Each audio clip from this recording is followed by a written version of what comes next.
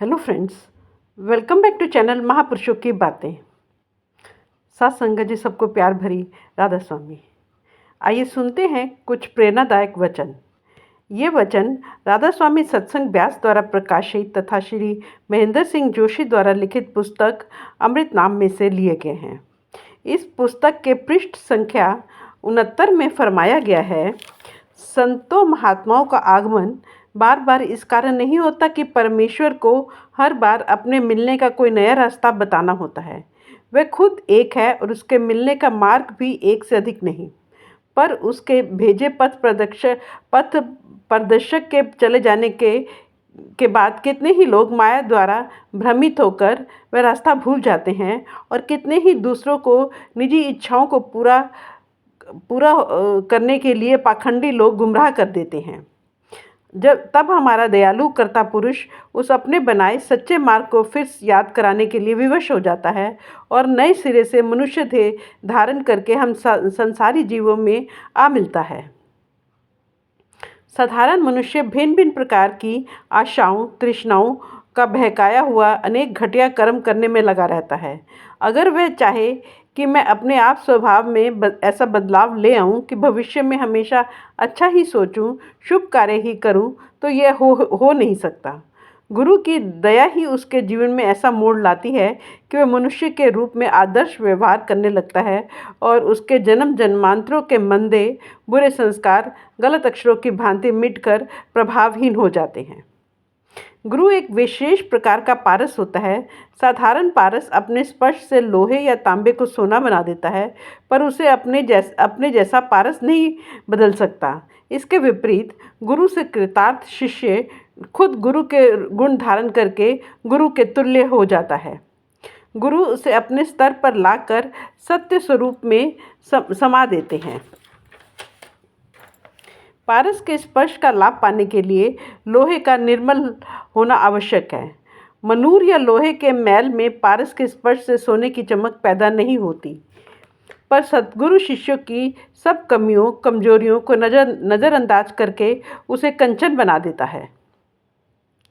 जैसे कमल की जड़ जमीन में होती है, नाल जल में और फूल आकाश में, वैसे ही गुरु परमेश्वर से एक रूप होता हुआ मनुष्य स्वरूप धारण किए रखता है और इन आत्माओं की संभाल के लिए जो उसकी सुरक्षा में सौंपी गई हैं और ऊपर के मंडलों में भी विचरता रहता है। गुरु ही वह दयावान है वह जीवन में तो पद पद पर साथ देता है, रहनुमाई करता ही है। शिष्य की मृत्यु के बाद भी उसकी आत्मा के अंग संग रहता है। संसार छोड़ने के बाद अलग अलग आत्माओं को गुरु के संरक्षण की आवश्यकता पड़ती है। मौत के बाद जीव के कर्मों का हिसाब इस संसार में नहीं किया जाता, वह ऊपर के मंडलों में होता है और गुरु का उस स्थान पर सहायक होना इसलिए संभव होता है कि स्थूल शरीर धारण करने के बावजूद अपने शब्द रूप में उसे सूक्ष्म कारण या शुद्ध चेतन मंडलों में कहीं भी आने जाने में कोई रुकावट नहीं होती।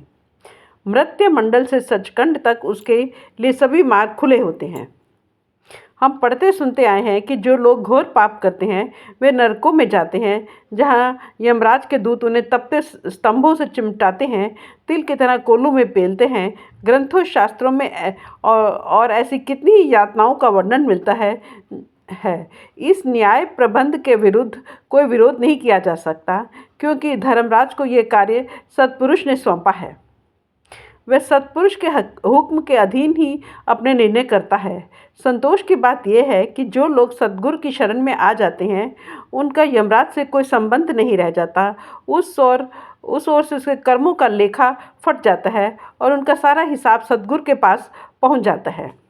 अगर धर्मराज को पढ़ने विचारने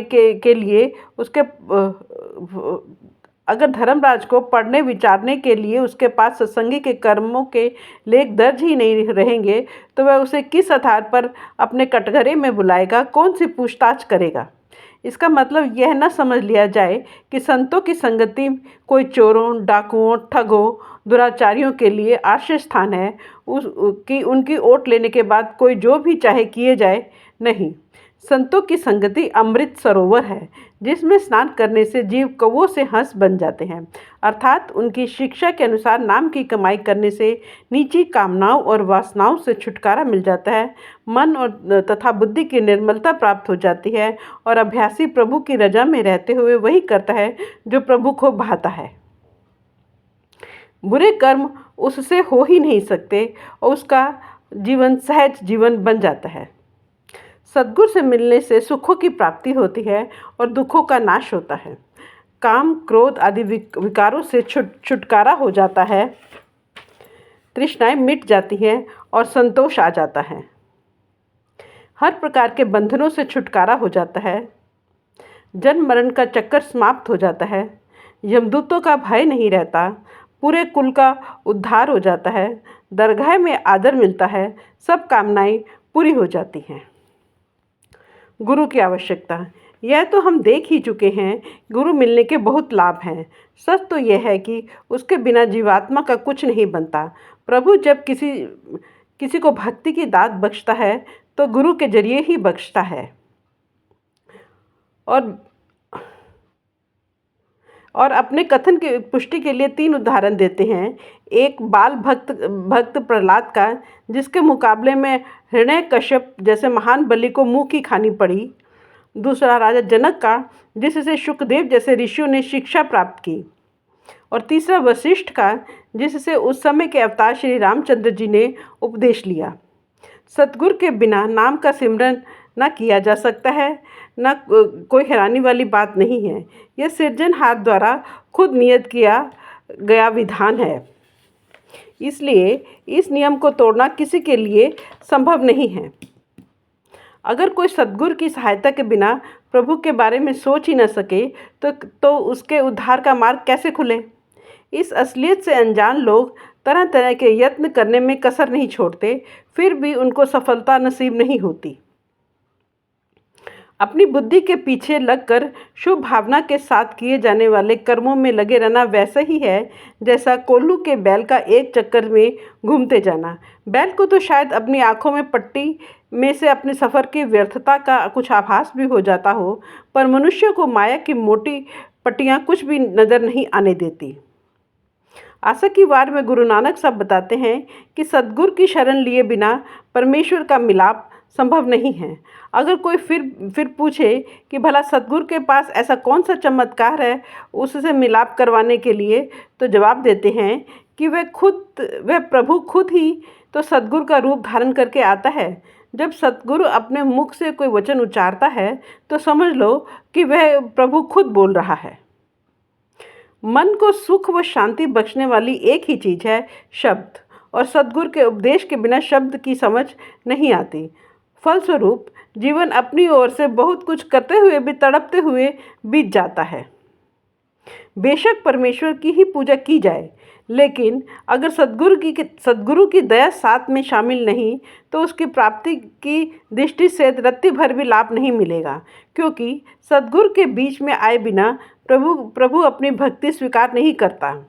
जो मार्गदर्शन करवाता है, सचखंड पहुंचाता है, उसका भेद सद्गुरु की रहनुमाई के बिना नहीं मिलता, और उसको अपनाए बिना चाहे कितने ही लंबे फासले तय किए जाएं, मंजिल मृग तृष्णा या छल ही बनी रहती है। आत्मिक मार्ग को प्रकट करने वाली आंखें गुरु से ही मिलती हैं। अगर कोई इस सच्चाई से अनजान है तो वह अक्ल का अंधा है। उसे कोई कुछ कहे तो क्या कहे। परमार्थ की डगर बड़ी कठिन है, उस पर चलना खांडे की धार पर चलना है। उसे पार करने के लिए कदम कदम पर गुरु की आवश्यकता पड़ती है। उसकी आवश्यकता के बिना 3 गुणों के बंधन नहीं टूटते, त्रिकुटी से ऊपर नहीं उठा जा सकता, मन की गंदगी दूर नहीं होती, अज्ञान का नाश नहीं होता, परम पद की प्राप्ति नहीं होती। सही बात तो यह है, सद्गुरु के बिना परेशानी ही परेशानी है। नरक भोगो या संसार में तड़पते रहो। फ्रेंड्स, अपनी इस वीडियो को आज हम यही समाप्त करते हैं। अगले वीडियो में हम आगे बढ़ेंगे। Thank you.